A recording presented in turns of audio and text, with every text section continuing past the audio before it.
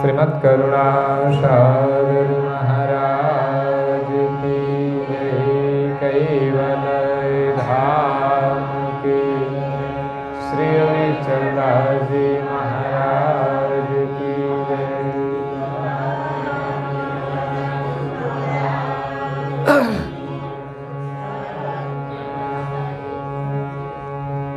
मंजीरा ए धन्य महासुदेवे प्रगट महाबीज परम गुरु नियोजावे।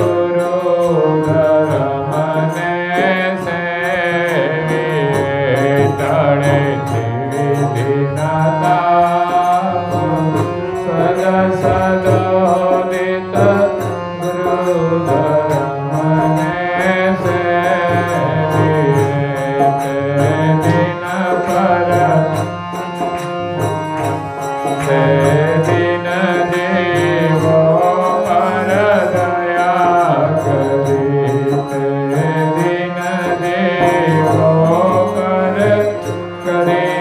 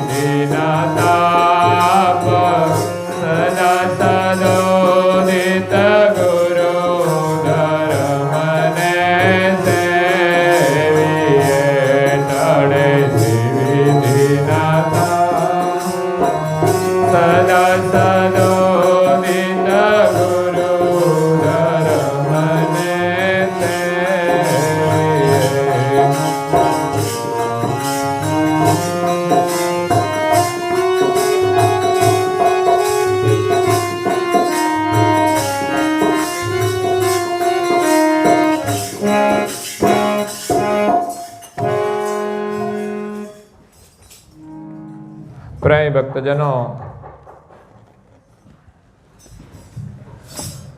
આપ સૌને સુવિદિત છે તેમ આજે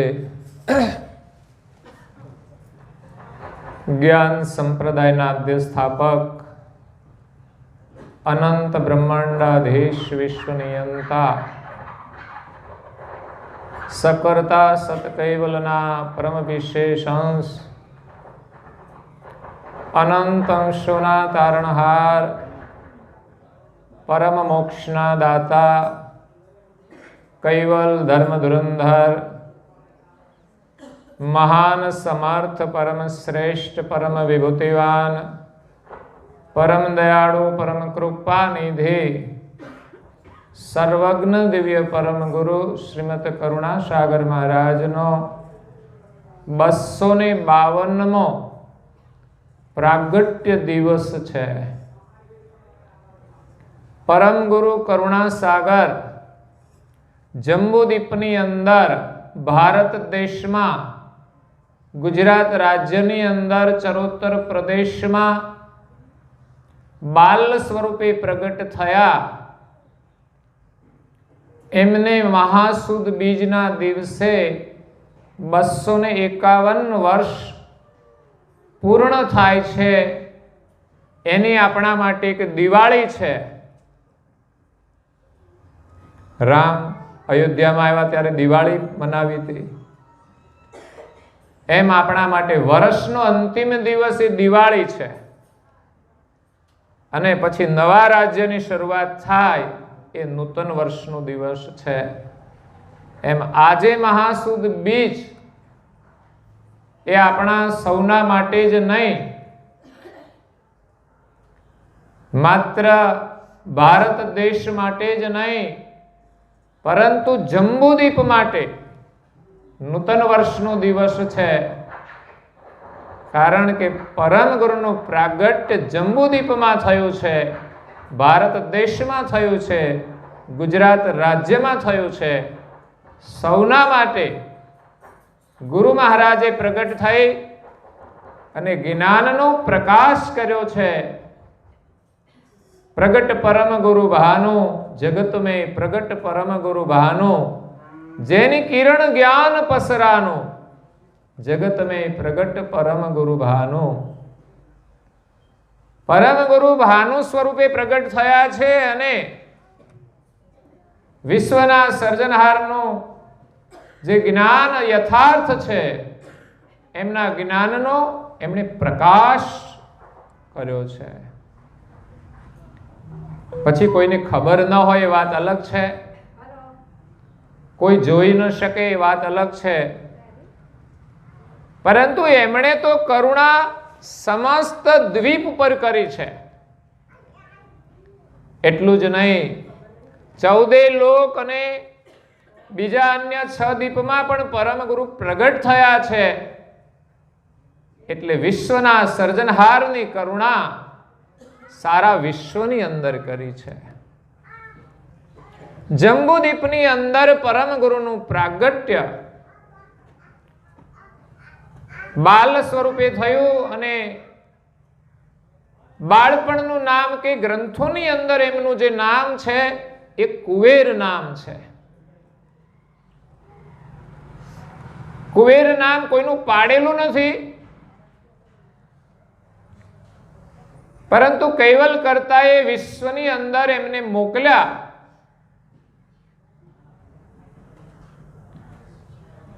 અને કયો ક્યો બેર, કૈવલ કર્તાનો સંદેશ આપવા માટે ક્યો બેર, શું વાર છે. આદેશ થતાની સાથે જ પરમ ગુરુ કરુણાસાગર એ કૈવલ ધામમાંથી પ્રસ્થાન કરે છે.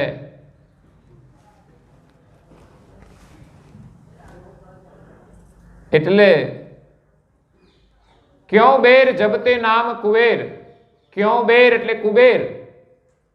એ કુબેરનો અર્થ ભંડાર, ધનનો જે છે જેની પાસે, એને કુબેર કહીએ છીએ.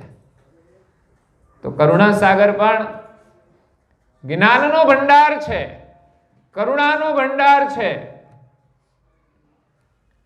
ક્યો બેર એટલે કુબેર, એનું નામ કુબેર.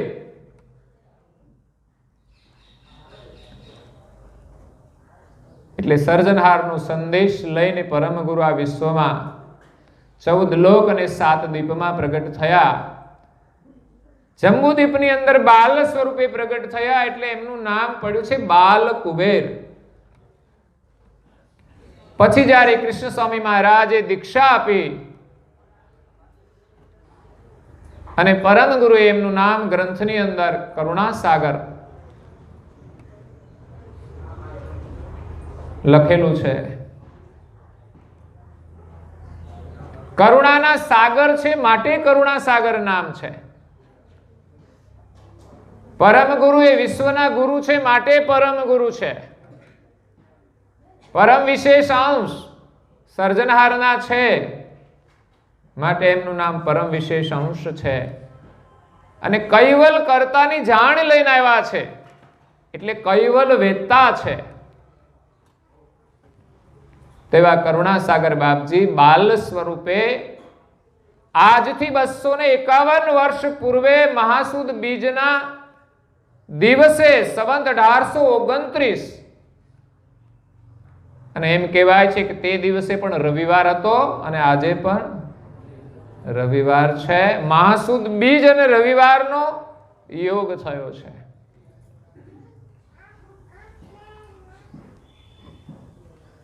એટલે મહી બીજ કહેવાય છે આપણા સૌના માટે આ મહાસુદ બીજ.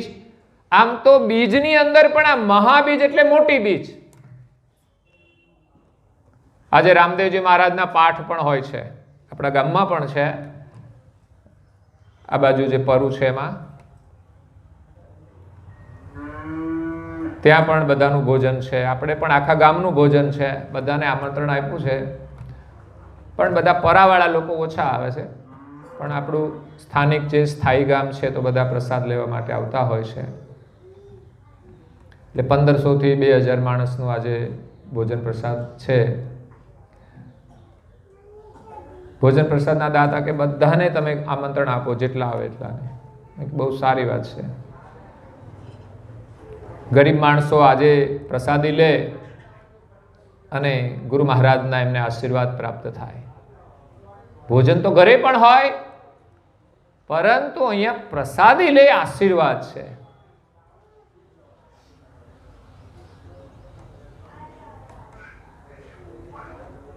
તો આજે મહાસુદ બીજ આપણા સૌના માટે ધન્ય છે. મહાસુદ બીજ પ્રગટ મહી બીજ પરમ ગુરુની ઉજવીએ. પરમ ગુરુનો પ્રગટ દિવસ છે. એમણે જન્મ નથી લીધો. આ પૃથ્વી ઉપર અવતરણ કરવા માટે એમણે કોઈ માતાના કુખેથી જન્મ લીધો નથી. ન તો જંબુદીપમાં લીધો છે, ન તો બીજા 6 દીપોમાં પણ લીધો છે, ન 14 લોકમાં. 14 લોકમાં તો સ્થૂલ શરીર નથી, છતાં પણ ત્યાં પ્રગટ જ થયા છે. જ્યાં એમને યોગ્ય લાગ્યું, જે પ્રમાણે યોગ હતો એ પ્રમાણે એવા સ્વરૂપે પ્રગટ થયા છે. અને એમને યોગ્ય લાગ્યું એ પ્રમાણે એમને નામ ધારણ કર્યા છે. 14 લોકની અંદર પણ વિવિધ નામો ધારણ કર્યા છે. સોહમ પુરુષ, ઓમકાર સ્વામી, સ્વાંતિકર સ્વામી, અયમ પુરુષ અવિનાશાય, સ્વયં પુરુષ,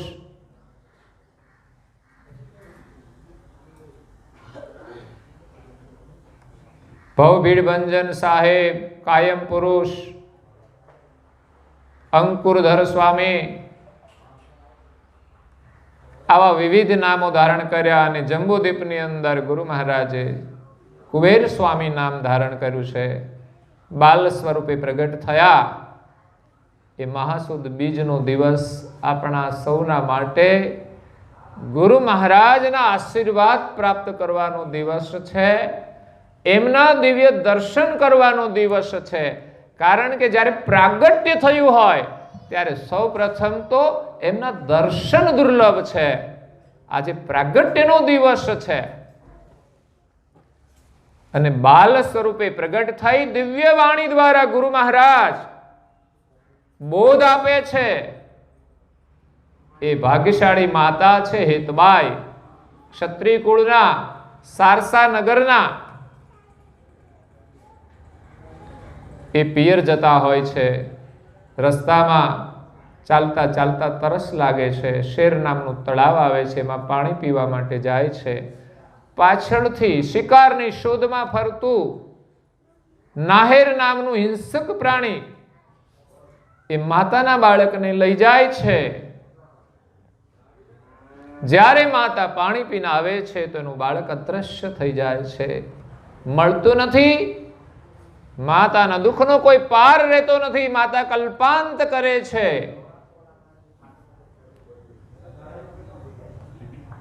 આગળ જંગલ જેવો વિસ્તાર છે ત્યાં શોધે છે. ત્યારે આગળ દિવ્ય પરમ ગુરુ બાલ સ્વરૂપે પ્રગટ થઈ એક તરુવરના નીચે બિરાજમાન થયેલા હોય છે.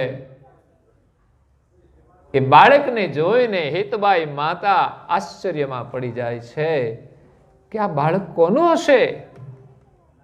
આવું તેજસ્વી બાળક. કારણ કે પરમ ગુરુ બાલ સ્વરૂપે પ્રગટ થયા હતા. એ સ્વરૂપ કોઈ જન્મ લીધેલો નથી, માટે શરીર દિવ્ય હતું. અને એ દર્શન તો હેતબાઈ માતાને જ મળે. કારણ કે હેતબાઈ માતા ભાગ્યશાળી હતા. અને આપણે સૌ પણ થોડા થોડા ભાગ્યશાળી તો છીએ જ કે એવા પરમ ગુરુનું શરણ મળ્યું છે અને એમના આપણે દર્શન કરીએ છીએ.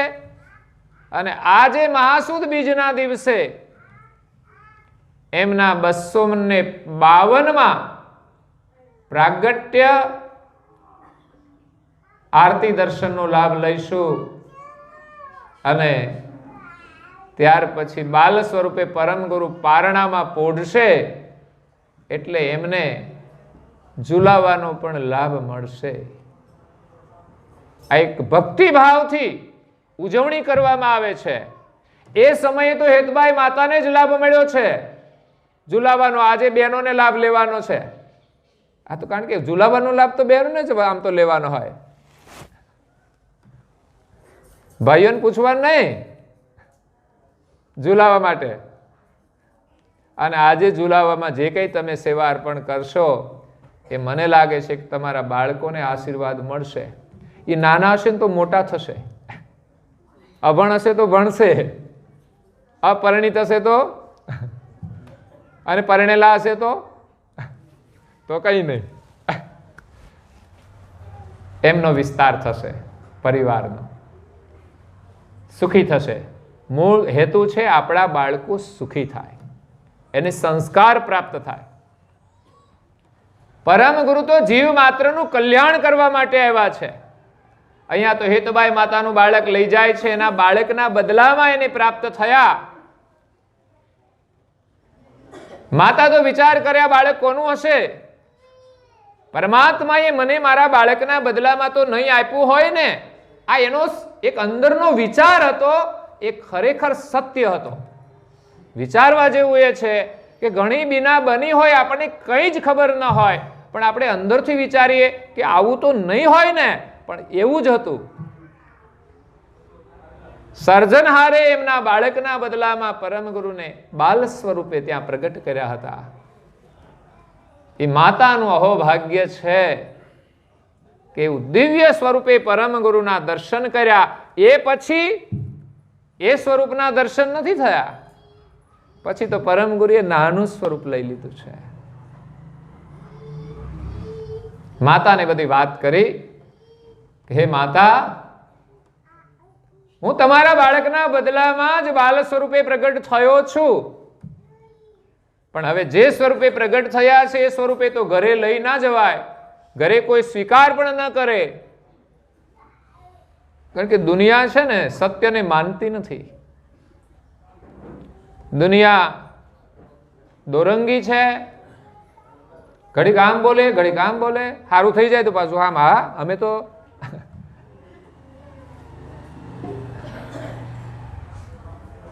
વિરોધ કરનારા પણ પછી પાછા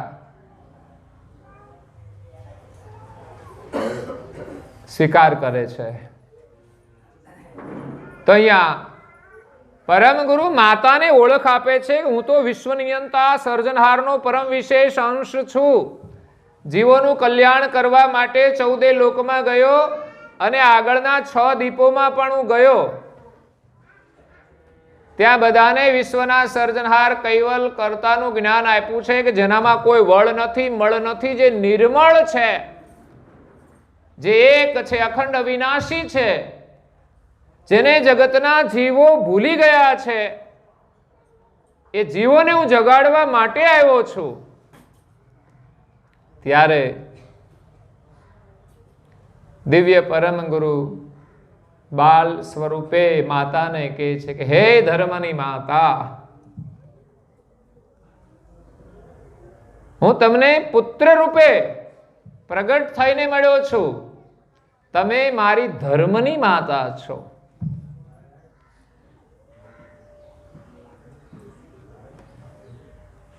જન્મદાતા નથી, પાલક માતા છે, એવું લખ્યું છે પરમ ગુરુ ગ્રંથોમાં.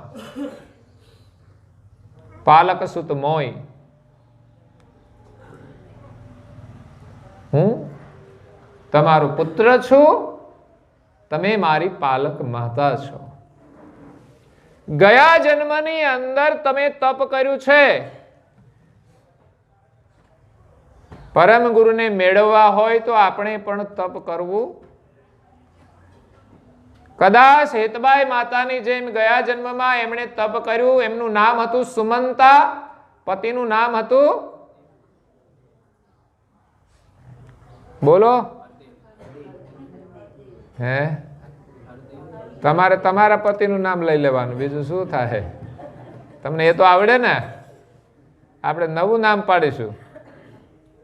એ આવ્યા હોય તો હું ખબર એમ. તમે હેતબાઈ માતા બનો તો પછી એને તો થવું જ પડે ને. હરદેવ, હરદેવ અને સુમંતા, તમે આગલા જન્મમાં બ્રાહ્મણ કુળમાં હતા અને ભગવાનની પ્રાપ્તિ કરવા માટે, જન્મ મરણના ચક્રમાંથી છૂટવા માટે કરીત યોગ તજી ભોગ શોક ધરત નહીં મન મેં, તગ્ન થઈ તદરૂપ કુવેર દો ગયે યુવન મેં. કેટલી સુંદર ચોપાઈ છે. કરીત યોગ, તમે બંને પતિ પત્નીએ યોગ કર્યો છે. અહીંયા માત્ર હેતબાઈ માતાનું જ તપ નથી, એમના પતિનું પણ એટલું જ તપ છે. અને હું તો એમ કહું છું કે પતિ પત્નીએ સાથે જ તપ કરવું જોઈએ. લડો તોય બે સાથે, અને ભક્તિ કરો તો પણ સાથે. લડવું હોય તો લડી લેવાનું, પણ સાથે જ. એ પણ તપશ્ચર્યા છે. પણ અહીંયા તો પરમેશ્વરને પામવા માટે તપ કર્યું છે. સંસારમાં લોકો ભૌતિક સુખ મેળવવા માટે તપ કરે છે, તપે છે, એકાબીજા બોલે તો પણ તપી જાય.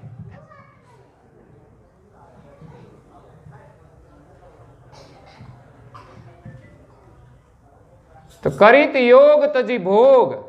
યોગ ક્યારે થાય? જ્યારે ભોગનો ત્યાગ કરીએ ત્યારે. એ સાચો યોગ છે. પરમ ગુરુ સાથે યોગ ક્યારે થાય? જ્યારે ભોગનો ત્યાગ કરીએ ત્યારે, ભોગની ચાહના છૂટી જાય ત્યારે.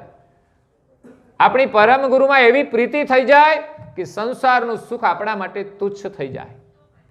શરીરથી, મનથી અને વાણીથી આ શરીર સુખનો ત્યાગ કરી દઈએ. આપણે તો વાણીમાં વાહ વાહ કર્યા જ કરીએ સંસાર સુખની. આહા, આને તો કેટલું બધું સુખ છે, ખાક સુખ છે. રાખ થઈ જવાનું બધું બળીને. રોજ સમાચાર મળે, અહીં આગ લાગી, અહીં આગ લાગી, અહીં ફેક્ટરીમાં આગ લાગી, બધું રાખ થઈ ગયું. આગલા દિવસે તો વાહવાહી થતી હશે. રોજે આગના સમાચાર હોય ગમે ત્યાં. જો તમે મા બાપની સેવા ન કરી તો એ લાખ નહીં પણ રાખ છે. ભલે લાખો કમાતા હો ભલે, પણ જેમાં મા બાપ ન ઠર્યા તો એ લાખ નહીં પણ રાખ છે. એમ જીવનમાં ગુરુ ભક્તિ ન કરી અને લાખો રૂપિયા હોય તો પણ એ લાખ નહીં પણ રાખ છે. એટલે આપણને માનવ જીવન મળ્યું છે, ભોગનો ત્યાગ કરીને યોગ કરવાનો છે. અત્યારે તમે યોગમાં બેઠા છો, ઘરે છે ભોગ, પણ તમે છોડીને આવ્યા છો. ભલે પછી ઘરે જઈએ, પણ આવું કાર્ય થઈ જાય ને એનું નામ યોગ છે. હેતબાઈ સુમંતા માતા તો જંગલમાં જતા રહ્યા હતા. યુવાનીની અંદર શરીર સુખનો ત્યાગ કરી સંયમ રાખી પતિ અને પત્ની બંને શરીરનો સંબંધ ભૂલી, શરીર સુખ ભૂલી જંગલમાં જઈને યોગ કરે છે. યોગ મતલબ સ્મરણ કરે છે, ધ્યાન કરે છે, સંયમ રાખી અને આહાર કરે છે. આપણે તો કચરો ખાવાનું છૂટતો નથી અમારે. હું તો એમ કહું છું, હું તો કહું બહેનોએ જરા કડક થવાની જરૂર છે. હા, પણ તમે ઢીલા પડો છો. હાવ જ ઘરમાં હોય એમ ડરતા હો છો. ખબરદાર, કઈ ઘરમાં પ્રવેશ કર્યો છે ખાઈને પીને.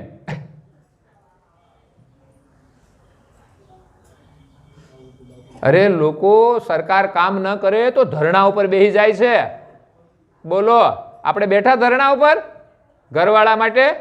ના રે ના, એને ખાવું હોય ખાય ને, જીવ હોય જીવે ને.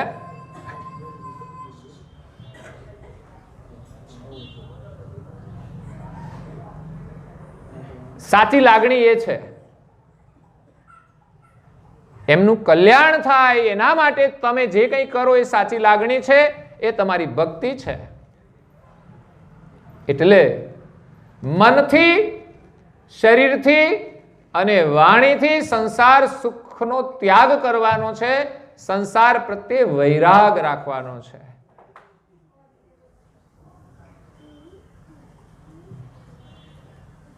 પરમ ગુરુના જ્ઞાનથી આપણે જાગવાનું છે,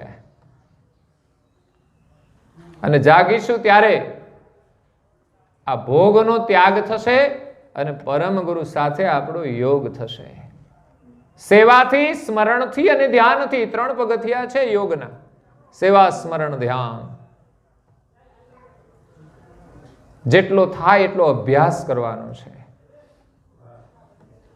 બાકી તો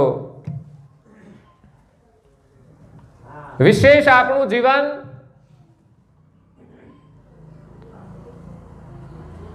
દેખાવમાં,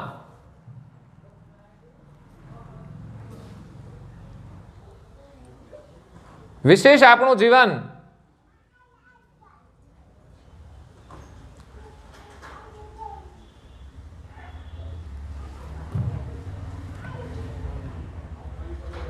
બનાવટમાં, સજાવટમાં અને દિખાવટમાં ગયું છે, બરબાદ થઈ ગયું છે. માણસનું પતન બનાવટ, સજાવટ અને દિખાવટ. આપણે જીવન જીવીએ છે એમાં લોકો બનાવટ કરે છે. વિશેષ એનું જીવન દુનિયાની સજાવટમાં જતું રહેશે, ઘરમાં, શરીરમાં, બસ સજાવટમાં આપણું જીવન. શક્તિ, સંપત્તિ અને સમય, શક્તિ અને સંપત્તિ આપણી બનાવટમાં, સજાવટમાં અને દિખાવટમાં. અત્યારે તમે જુઓ તો લોકોને દેખાવ જ કરવો છે, હારા હારા કપડાં પહેરીને.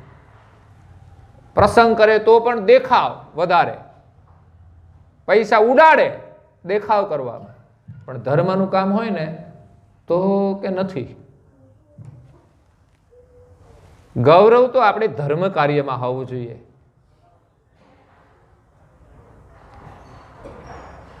હમણાં ઉછામણી થશે આરતીની, પ્રાગટ્યની.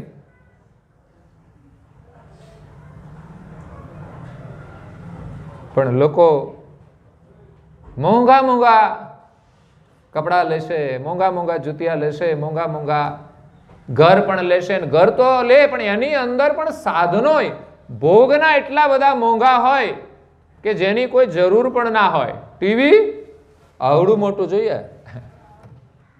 બીબી આવડી હોય, ટીવી આવડું. હે? આ ભોગના સાધનો છે. નાનું હોય તો કે મોટું લાવો.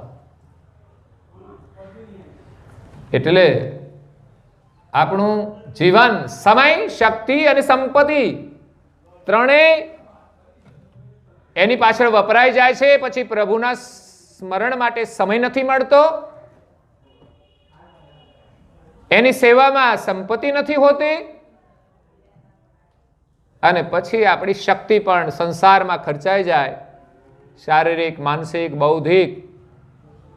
પછી એ જ્ઞાન સમજવામાં પણ સક્ષમ રહેતી નથી. એટલે હેતબાઈ માતાએ યોગ કર્યો.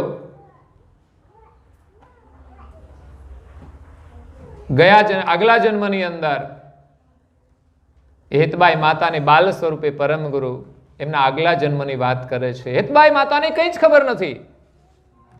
પરમ ગુરુ તો સર્વજ્ઞ પુરુષ છે. એમણે કહ્યું કે તમે જંગલ ગુંજારન વનની અંદર તપ કરતા હતા. યુવાન અવસ્થાની અંદર ભોગનો ત્યાગ કરીને યોગ કરવા માટે જંગલમાં ગયા. એ ગુંજારન વનની અંદર એ પાલકી દીપમાં હું એક અવધૂત રૂપે પ્રગટ થયો હતો. ત્યાં મારું નામ ભવભીડ ભંજન સાહેબ હતું. અને એક દિવસ હું એ ગુંજારન વનની અંદર સહેલ કરવા માટે નીકળ્યો ત્યારે તમે નવ દંપતી તપ કરતા હતા.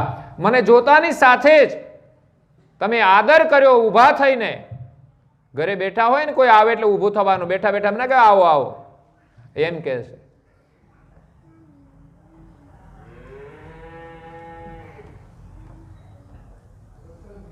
એટલે તમે પતિ પત્ની બંને મારી સેવા કરી, પુષ્પોથી પૂજા કરી અને પ્રસાદની અંદર ફળ ધરાવ્યા છે. આજે પણ અહીંયા જો અમારા પંકજભાઈ આવ્યા છે વાઘોડિયાથી, બહુ ઉમદા ભાવના વાઘોડિયાથી છેક આવ્યા છે. આપણે બધા ગામમાં રહીએ છીએ. હા, એક જ આવ્યા છે. હા, હજુ સિંગલ. બીજાની બધાની ડ્યુટી પીરસવાની 12 વાગે છે. જેને પણ સેવામાં ત્યાં એ સેવામાં હજુ નહીં હોય ક્યાં હશે ભગવાન જાણે. મહી બીજનો દિવસ છે એટલે આજે તો ખીલે બાંધો.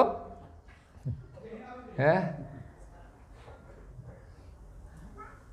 ખીલે બંધાયા હોય ને એને ચારો મળે, અને ફર્યા કરે ને એને દંડા મળે. સમજ્યા? ગમે એના ખેતરમાં ભેલાણ કરી આવે. સમજ્યા? પાનના મસાલા જઈને ભેલાણ કરી આવે, ક્યાંક વળી કંઈક બીજે જઈને ખાઈ આવે. આચર કુચર. અત્યારે તો બહુ લોકો કચરો ખાય છે. મસાલા ખાય, પડીકીઓ ખાય, બીડીઓ ફૂંકે, સિગારેટો પીવે, પછી તો માંસ મટન ખાય, ઈંડા ખાય, શરાબ પીવે. કેટલો બધો કચરો આવ્યો છે કળિયુગમાં. સાવધાન રહેજો, નહીં તો સત્યાનાશ થઈ જશે. પૈસા ગમે તેટલા હશે, પૂરું થઈ જશે.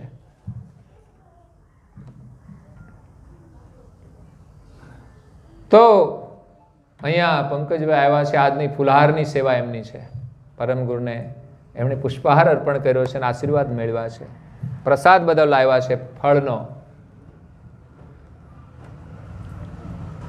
ઘણી બધી સેવાઓ છે આજની, અંતમાં હું કહીશ. પણ અહીંયા તો સુમંતા માતા જેની સુમતિ છે, ભક્તિ કરવા માટે નીકળ્યા છે, એને સુમતિ કહેવાય. અને તમે પણ બધા આજે તો સુમતિ છો, કારણ કે તમે કથા શ્રવણ કરી રહ્યા છો. એ જ સુમતિ છે. અને સુમતિ જ્યાં છે ત્યાં વૈભવ છે.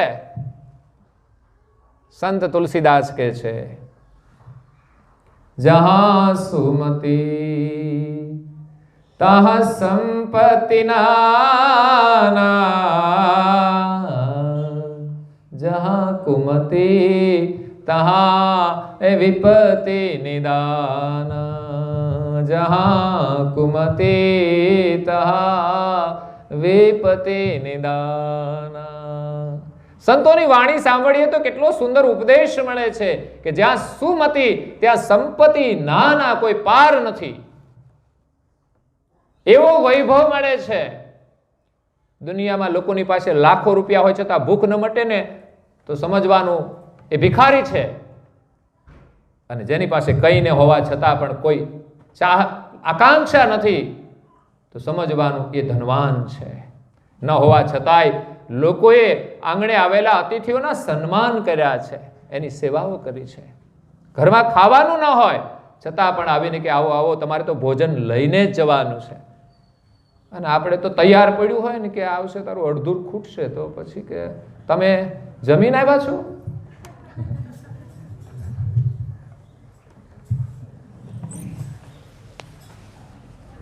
ઉપવાસ તો તે દિવસે કરવો જોઈએ કે આપણા ઘરે કોઈ અતિથિ આવી જાય ને એને જમાડી દઈએ ને આપણે ઉપવાસ કરીને, સાચો ઉપવાસ છે. આજે તો ઉપવાસ કરવાનો માત્ર અભ્યાસ કરીએ છીએ.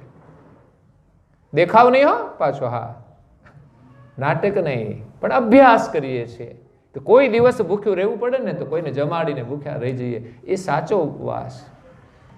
આપણું મન તે દિવસે કચવાવું ના જોઈએ. એટલે અહીંયા પુષ્પોથી પૂજા કરે છે, ફળ અર્પણ કરે છે, એની સેવાથી પરમ ગુરુ પ્રસન્ન થાય છે. અને સુમંતાન હરદેવને કહે છે કે માગો તમારે શું જોઈએ.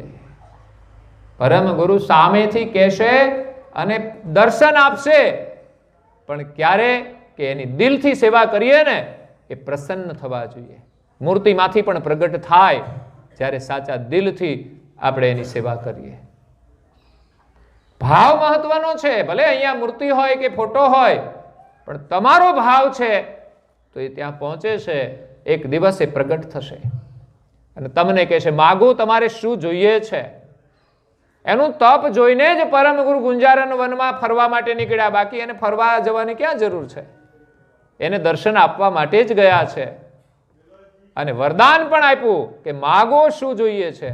આપણને તો કહેતા નથી કોઈ કે માગો તમારે શું જોઈએ છે.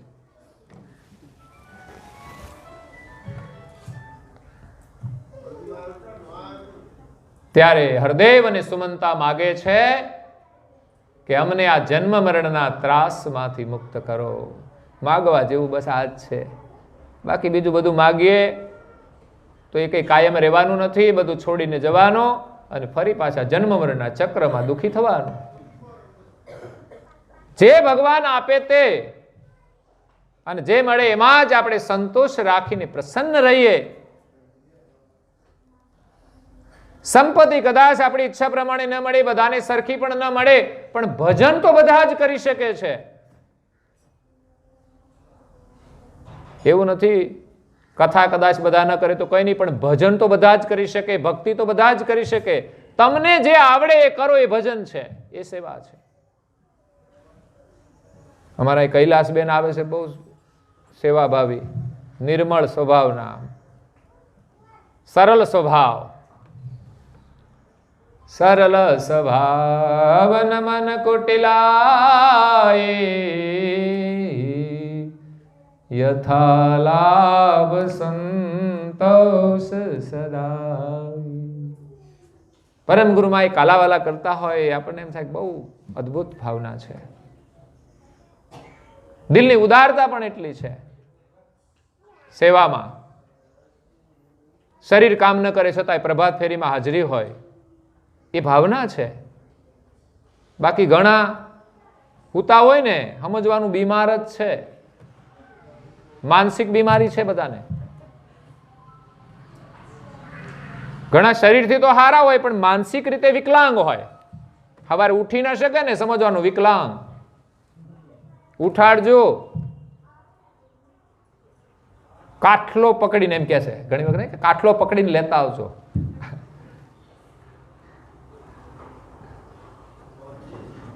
આજે અમારા બાપુ પધાર્યા છે, એ પણ બહુ સરળ સ્વભાવના છે, નિર્મળ સ્વભાવ, એકદમ સરળ, બધાની સાથે ભળી જાય પ્રેમથી. માધવચરણ બાપુ છે, ભાવનગરનું નારી ગામ છે, ભાવનગરથી નજીકમાં છે. ત્યાં રામજી મંદિર છે, ત્યાં એમણે ઘણા વર્ષો સુધી સેવા કરી. એમના ગુરુભાઈ છે બીજા ગોપાલચરણજી, અત્યારે એ છે, એમની જ હમણાં ચાદર વિધિ કરી મારે જવાનું થયું હતું. અને બાપુ તો હરિદ્વારમાં રહે છે.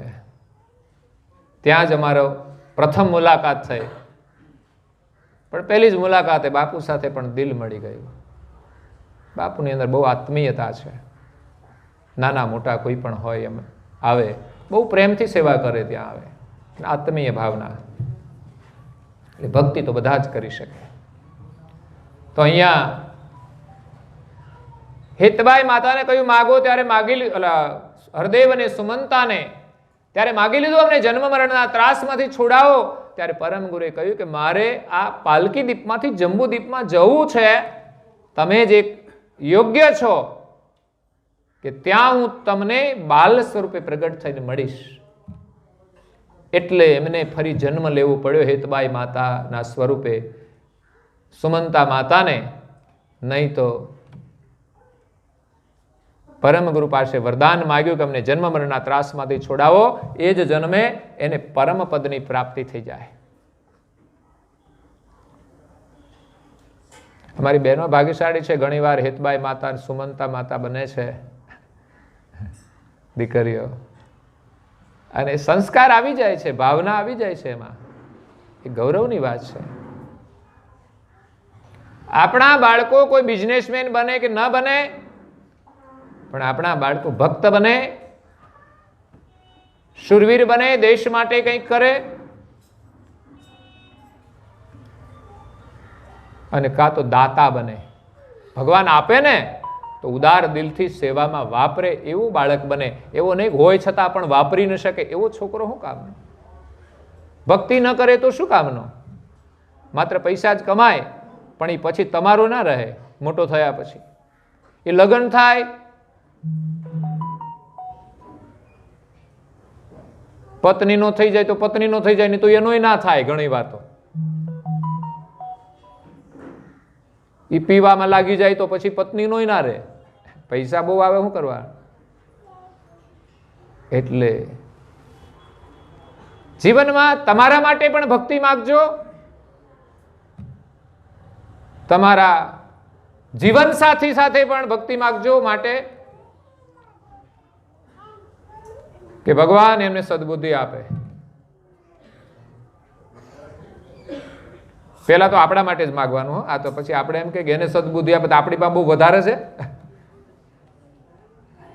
પણ તમે મંદિરે આવતા હોય ને ના આવે તો પછી કેવું જ પડે ને કે એને સદબુદ્ધિ આપજો, મારી સાથે આવે ગાડી લઈને.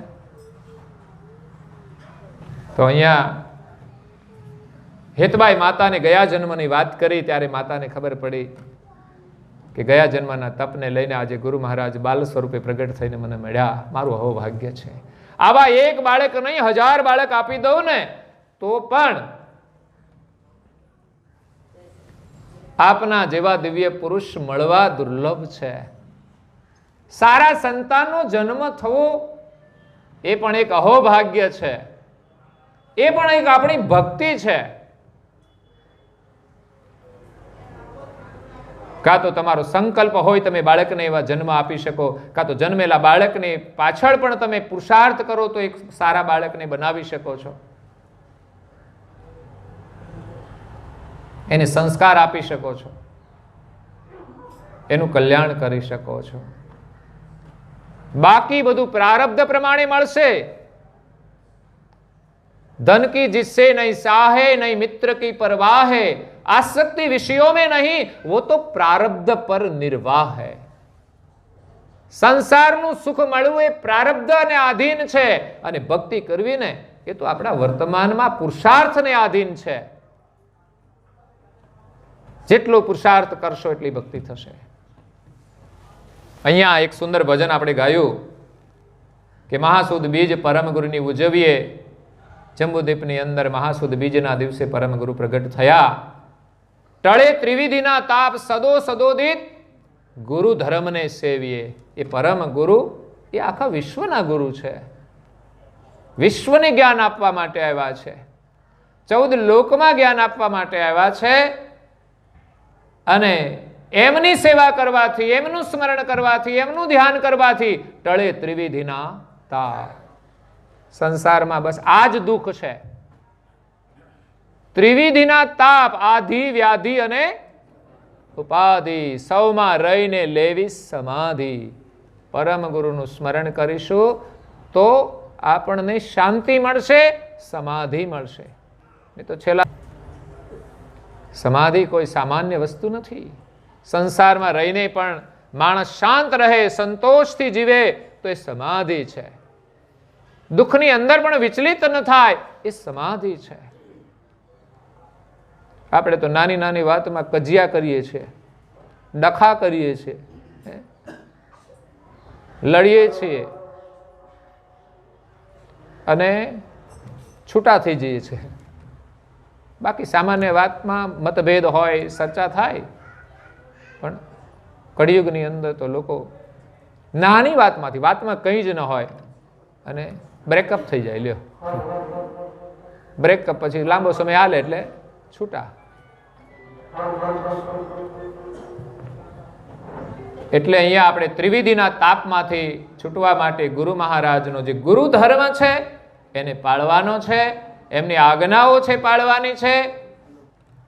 મહાસુદ બીજના દિવસે જગતના જીવો ઉપર દયા કરી અને પવિત્ર ભૂમિ ઉપર પ્રગટ થયા. ગુજરાતની પવિત્ર ભૂમિ છે. આપણે ભાગ્યશાળી એટલા છીએ કે આ ગુજરાતમાં પ્રગટ થયા છે. ભારતના કેટલાય રાજ્ય છે, આપણું અહોભાગ્ય છે કે ગુજરાતમાં ગુરુ મહારાજનું પ્રાગટ્ય થયું અને આ ભૂમિને પાવન કરી છે. એટલે ગુજરાતની સાથે સાથે આખા દેશની ભૂમિ પાવન થઈ છે. આપણે ત્યાં તો ભારત દેશમાં જેટલા સંતો થયા એ બધાનું આપણે ગૌરવ લઈએ છીએ, કેમ કે આપણા દેશમાં પ્રગટ થયા છે. આપણો આખો દેશ એ સંસ્કૃતિનો દેશ છે. ઉત્તરમાં જાઓ કે દક્ષિણમાં જાઓ કે મધ્યમાં, બધી જગ્યાએ દરેક સ્થળે મહાપુરુષોનું પ્રાગટ્ય થયું છે. એવી આપણી આ પવિત્ર ભૂમિ છે અને બાલ સ્વરૂપ ધારણ કરીને પરમ ગુરુ પ્રગટ થયા મહાસુદ બીજના દિવસે. એની આપણે ભવ્યાતિ ભવ્ય અને દિવ્ય રૂપે આજે ઉજવણી કરી રહ્યા છીએ અને પરમ ગુરુના આશીર્વાદ લઈ રહ્યા છીએ. સૌથી પહેલા તો હેતબાના દુઃખને દૂર કરવા માટે પ્રગટ થયા, એક નિમિત્ત બનીને, અને પૂર્વનું જે વચન હતું એ સિદ્ધ કર્યું. અને ત્યાર પછી જીવોના કલ્યાણ માટે પરમ ગુરુ 7 વર્ષ સુધી માતાને ત્યાં રહેશે. 7 વર્ષની ઉંમરે ઘરનો ત્યાગ કરી અને ગુરુ પરંપરા અનુસાર કૃષ્ણ સ્વામી મહારાજ, જે રામાનંદી સંત હતા, સારસાથી નજીક 3-4 કિલોમીટર જ છે ઓડ ગામ.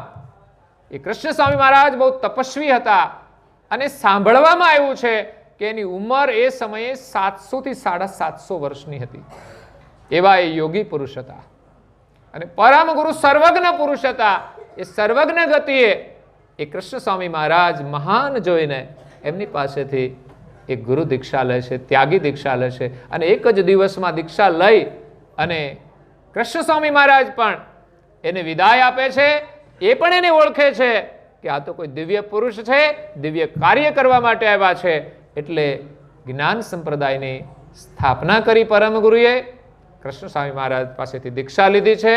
એટલે આપણી જે ભેખની પરંપરા છે, રામાનંદી છે, શિખાસૂત્ર, ભગવા વસ્ત્ર અને પરમ ગુરુ જ્ઞાન એના અનુભવનું લઈને આવ્યા છે.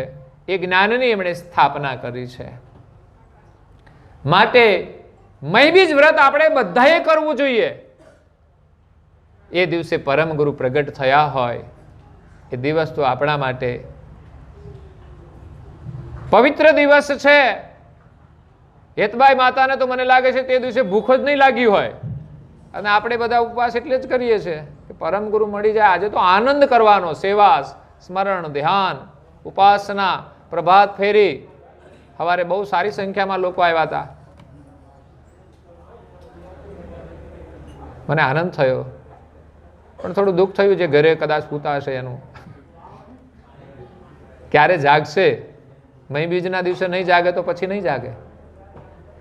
એટલે આપણે બધાએ વ્રત કરવાનું છે. આજે તો બધાએ વ્રત કરવું છે. જેમણે પણ દીક્ષા લીધી છે એને બીજનું વ્રત એટલે એક ટાઈમ જમવાનું, એક ટાઈમ ઉપવાસ કરો. પણ આજે બીજો કોઈ કચરો બહારનો ખાવાનો. એટલે અમારા ભાઈઓને હું ખાસ સ્પષ્ટ શબ્દોમાં કહું છું, ઘણા લોકો આજે ઉપવાસ કરે છે, એક ટાઈમ જમે છે, પણ મસાલા તો છોડતા જ નહીં. હું તો એમ કહું છું કે પહેલા તમે મસાલાનો આજે ઉપવાસ કરજો. 3 ટાઈમ જમવું હોય તો જમી લેજો, પણ પહેલા તમારે ઉપવાસ કે આજે એક દિવસ માટે પણ હું મસાલા પડીકી કે જે કોઈ વ્યસન હશે એનું સેવન નહીં કરું. અને જો સંકલ્પ શક્તિ હોય તો આજે એવો દિવસ છે કે કાયમને માટે છોડવાનો પણ આજે ઉત્તમ દિવસ છે. સારા નિયમ લેવાનો પણ દિવસ છે અને કુટેવ છોડવાનો પણ આજે ઉત્તમ દિવસ છે. એમનામાં શ્રદ્ધા રાખી અને વિશ્વાસ રાખીને સંકલ્પ કરો આજે કે આજથી હું છોડું છું તો છૂટી જશે. ઘણા લોકોએ છોડ્યા છે. મને આનંદ થાય છે કે વાહ, ભગવાને કેવી તમારા ઉપર પ્રેરણા કરી અને કે મેં તો મસાલા છોડી દીધા. હમણાં મિતેશભાઈ આવ્યા હતા, સૂર્યાબેનના દીકરા, આવા ગઈ પૂનમે જેમ કે મને કે 2 વર્ષથી છોડી દીધા. મેં બહુ સારું કહેવાય. મેં કેમ છોડી દીધા? તો કે શરીર સારું રહે ને, બસ આવા વિચાર હોવા જોઈએ. અને આ જે મૂર્ખના સરદારોને કંઈ ખબર પડતી કે આ શરીર બગડે છે એ પણ ખબર પડતી. આ મૂર્ખતા કહેવાય. કોઈ કહે નહીં આપણને, ઘરવાળી ના કહી શકે, કારણ કે એનું તો પાછું મેનર હોય ને.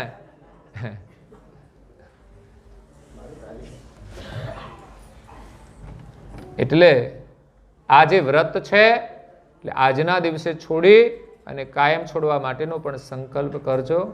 અને આજનો આખો દિવસ સ્મરણમાં જાય, નિયમમાં જાય. જે નિયમ પાળવાના છે બધા જ નિયમ આજે પાળવા જોઈએ. સવારે વહેલા ઉઠવાનો નિયમ પછી રોજ પણ લઈ શકાય. બીજું, નાહી ધોઈ વહેલા નાહવાનું. ઘણા તો 10 વાગે નાય, 11 વાગે નાય.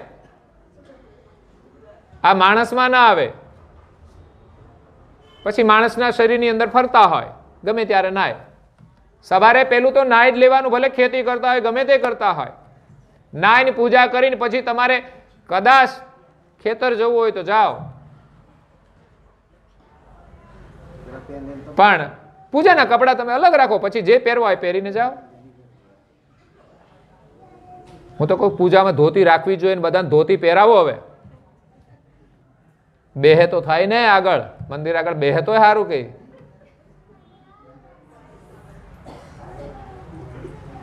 એટલે પૂજા કરવી જોઈએ પવિત્ર વસ્ત્ર ધારણ કરીને, સાત્વિક વસ્ત્ર ધારણ કરીને. પરમ ગુરુનું પૂજન દરેક સભ્યએ કરવું. આ વારંવાર કહું છું. મહી બીજથી આપણામાં એક જાગૃતિ લાવવાની છે. દરેક પરિવારે, દરેક વ્યક્તિએ, કે ઘરની દરેક વ્યક્તિ પૂજન કરે. આ સંસ્કારની શરૂઆત કરો ઘરમાં. બીજું બધું જ કરીએ છીએ તો આ કેમ ના થાય? પૂજન કરીને એ ચંદનથી કપાળમાં તિલક કરી દો, ચંદન કંકુથી. ગુરુ મહારાજ પાસેથી મંત્ર દીક્ષા લીધી હોય તો નાના બાળકો 5 મંત્ર કરે, થોડા મોટા થાય તો 21 કરે, એનાથી થોડા મોટા થાય તો 51 કરે, એનાથી મોટા થાય તો 120 કરે. એક માળા. આ તો લગ્ન થઈ જાય તોય કે હું કેટલામાં જપ કરું છું? કે 2 કરું છું. બોલો, મેં કે આ 2 જપ કહેવાય? રોટલી તો 4-5 ઉલાળી જાય છે અને આ જપ તો 2 ના 2 જ રહ્યા. 2 માળા કરવી જોઈએ. હવે તમે 2 જણા થયા, હે? બરાબર છે ને? પણ લોકો ઊંઘે છે, મસાલા 5-5 10 દાબી જાય અને જપ તો કે 2 કરું છું. સંકોચ થવો જોઈએ, શરમ આવી જોઈએ. અમર મંત્રની 1 માળા કરવાનો નિયમ, 1 કરતા હોય તો 2. 6 માળાની આજ્ઞા તમારે છે, 18 માળાની આજ્ઞા અમારા માટે છે. હા, તમે કોઈ સેવા કરો તો ઠીક છે, તો એક તમારી સેવા ગણાય. તો એક અભ્યાસ તો કરવો જોઈએ મંત્ર જપ કરવાનો, અને અદ્ભુત શાંતિ તમને મંત્ર જપથી મળશે. જેટલા જપ કરશો એટલા જમા થશે. જેમ પૈસા બેંકમાં જમા કરાવો એમ એનું ફળ મળશે, તમારું કલ્યાણ થશે. પરમ ગુરુની પ્રાર્થના કરો, ઉપાસના પોણા કલાકની છે. શરૂઆત 10 મિનિટથી કરો. મંગલા અને શણગાર આરતી તો કરો. પાછળ એક સ્તુતિ છે એ કરી અને જય વિધિ બોલો. અને બધાને જય વિધિ આવડવી જોઈએ. ઘરમાં તપાસ કરી કોઈ દિવસ કે આવડે છે કે નહીં?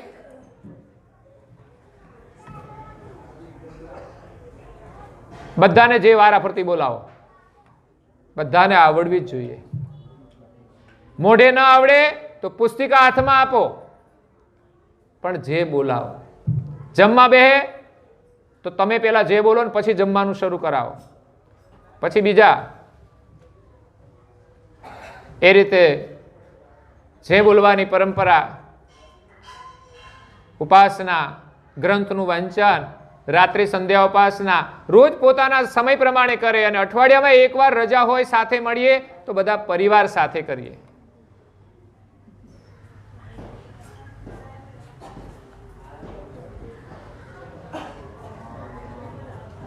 આ સંસ્કારની પરંપરા હશે તો તમારો પરિવાર સુખી થશે.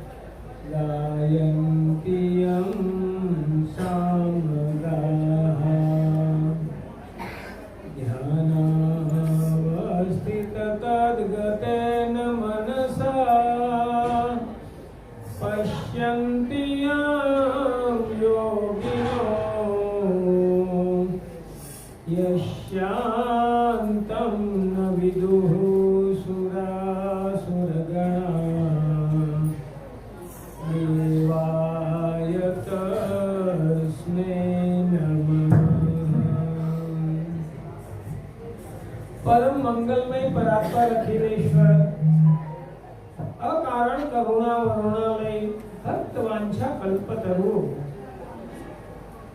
तड़ित पड़ित पीतांबर धारी भगवान श्री बालकृष्ण लालनी वांगमय प्रतिमूर्ति श्रीमद् भागवत महापुराण ना चरण कमलों में बार बार शतकोटि नमस्कार. व्यासासन पर विराजमान प्रातस्मरणीय अर्चनीय पूजनीय विद्वत्वर्य ज्ञानवृद्ध वयोवृद्ध तपोवृद्ध पूज्य महाश्रीना श्री चरण कमलों में कोटि कोटि वंदन एवं महासूद बीजना दिवसे आप सौ पधारेला भक्त जनों ने भाइयों बहनों ने मारा सत्यवन साहेब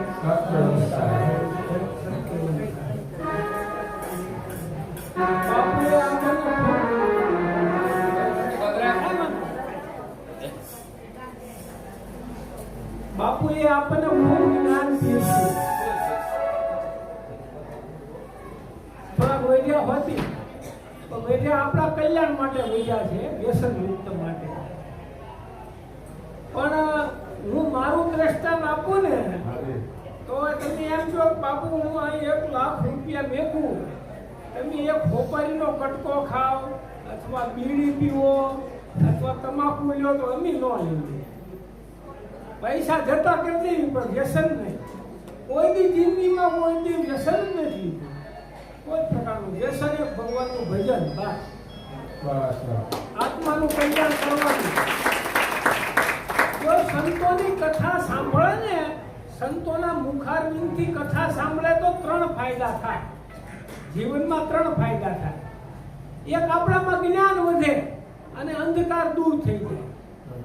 આપણામાં રહેલો અંધકાર દૂર થાય અને આપણામાં જ્ઞાન વધે. બીજું, મૃત્યુનો ભય મટે, માણસ નીડર થઈ જાય. કથા સાંભળવાથી માણસ નીડર થાય. અને ત્રીજું છે ફાયદો, જન્માંતરનો થાક મટે. આપણે આખા દિવસ દાડીએ જાવી ને, આખો દિવસ દાડીએ જાવી પછી આ બધી થાકી જાવી, પછી સાંજે પાણીપુરી ખાઈ હોઈ જાય એટલે થાક ઓગળી જાય. બીજી દી પાછા દાડીએ જાવી તો બીજો થાક લાગે. પછી બીજી દી પાવભાજી ખવાય, બીજી દી પાછા થાક ઓગળી જાય. એવી રીતે રોજે રોજ થાક ચડે અને થાક ઉતરે રોજ. પણ આ થાક કયો છે? જન્માંતરનો થાક. આપણે જન્મ લીધો, થાકી ગયા, બીજો જન્મ લીધો, થાકી ગયા, ત્રીજો જન્મ લીધો. એવી રીતે 84 લાખ જન્મની અંદર આપણે ભટકવાનું હોય. પણ માનવ દેહ છે ને 84 લાખ યોનિઓમાં સર્વશ્રેષ્ઠ આપ્યો છે ભગવાને. તો એનો સદુપયોગ કરવો અને એનાથી જ મુક્તિ પ્રાપ્ત થશે તમને. એ કોઈ સિવાય કોઈ વિકલ્પ જ નથી. બીજી બધી યોનિઓમાં આપણે ભટકતા માણસને ભગવાને આપણને સીધો બનાવ્યો, હાલે આડો, અને જનાવર માત્ર આડા બનાવ્યા, એ હાલે સીધા. એટલે જો એમની આડા હાલતા હોય ને તો સીધા થઈ જજો. ભગવાને આપણને સીધા જ બનાવ્યા છે. વ્યસન મુક્તિનું બહુ અભિયાન અપાયું. સ્વામીજી વ્યસન ઉપર વધારે ભાર રાખ્યો, તમને વધ્યા. પણ એની અંદર જો વ્યસન હોય ને તો શારીરિક રીતે આપણને નુકસાન છે અને આર્થિક રીતે નુકસાન છે. પછી કરતા તમે 100 રૂપિયાનું વ્યસન હોય, આખા દિવસ ઘરે છોકરા માટે દૂધ કે ફ્રૂટ લઈ જતા હોય, તમને હું ઘા વાગે છે? ભાગમાં નહીં હોય, કોણ ચાલે શું હોય છે કોણ. પણ તમે આ શરીરને છે ને ડસ્ટબિન બનાવી નાખો, કચરા પેટી, તો કચરો નાખ્યા કરવાનો. એટલે ભલામણા માનવ દેહ મળ્યો છે તમને, આ ઉત્તમમાં ઉત્તમ સર્વશ્રેષ્ઠ દેહ મળ્યો છે, એને ડસ્ટબિન ન બનાવો. એનો સદુપયોગ કરો, ભક્તિ કરો, વ્યસન મુક્તિ કરો અને મુક્તિ પામો. બસ આ મહાસુદ બીજના દિવસે હું અહીંયા આવ્યો, બાપુએ આપણને બોલવાની તક આપી અને તમારા બધાના દર્શન થયા. એ મારા માટે બહુ ખૂબ ઘણું કહેવાય. સત્ય સહાય